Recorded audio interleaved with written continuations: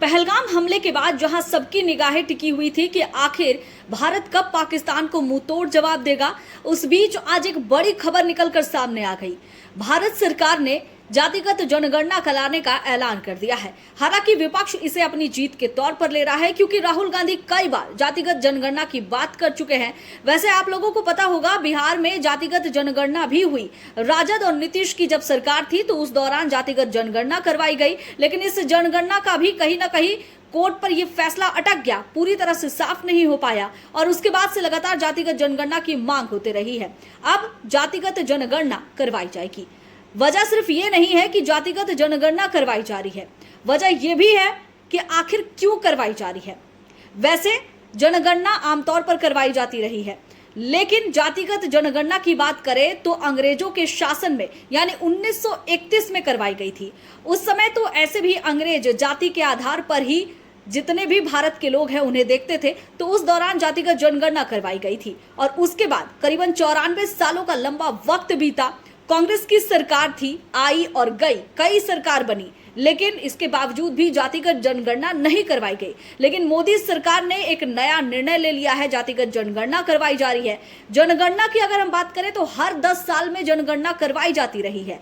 देश जब आजाद हुआ 1941 की बात करें तो उस दौरान जनगणना करवाई गई थी, लेकिन आंकड़ा नहीं रखा गया। 1951 में भी यही हाल रहा, जनगणना करवाई गई लेकिन आंकड़ा सामने नहीं रहा। लगातार 10 सालों पर जनगणना तो करवाई जा रही थी, लेकिन आंकड़े सामने नहीं रखे जा रहे थे। और इनमें सबसे बड़ा रीजन ये भी माना जा रहा है कि ओबीसी को जितनी बार भी जनगणना हुई उसमें ओबीसी को शामिल नहीं किया गया था, और अब ओबीसी को शामिल कराने की बात सामने आ रही है। कहा जा रहा है कि ओबीसी वर्ग का तादाद बहुत बढ़ गया है, इसलिए जनगणना करानी आवश्यकता है और सबसे ज्यादा महत्वपूर्ण है जातिगत जनगणना। लेकिन इस बीच हमें यह भी नहीं भूलना चाहिए कि बिहार में 2025 में विधानसभा के चुनाव है, और बिहार का अगर चुनाव की बात की जाए तो हर चीज जाति पर ही आधारित होती है। और मोदी सरकार का ऐसे समय में जातिगत जनगणना करवाना कहीं ना कहीं इस ओर इशारा कर रहा है कि मोदी सरकार पूरी तौर से बिहार के चुनाव को जीतना चाहती है, इसलिए हर वो हथकंडा अपना रही है। जातिगत जनगणना तो होगी और इसकी शुरुआत भी बिहार से ही कहीं ना कहीं होने वाली है। देखिए, अक्टूबर में बिहार में विधानसभा के चुनाव है और उम्मीद जताई जा रही है कि सितंबर से जातिगत जनगणना शुरू करवा दी जाएगी। हालांकि इतना आसान भी नहीं होगा। 2026 यानी अगर पूरी तरह से रिजल्ट की बात करें तो 2026 तक का समय लग सकता है, और इस 26 में ये पूरी तरह से निकलकर सामने आएगा कि आखिर किस जाति की कितनी संख्या है। लेकिन यहां हम ये भी गौर करेंगे, जब भी जाति की बात होती है तो आखिर क्यों जाति के आधार पर लोगों को बांटा जाता है। बीजेपी जो सेकुलरिज्म की बात करती है, अब जाति के आधार पर पूछताछ करेगी, और ये कहां तक सही है।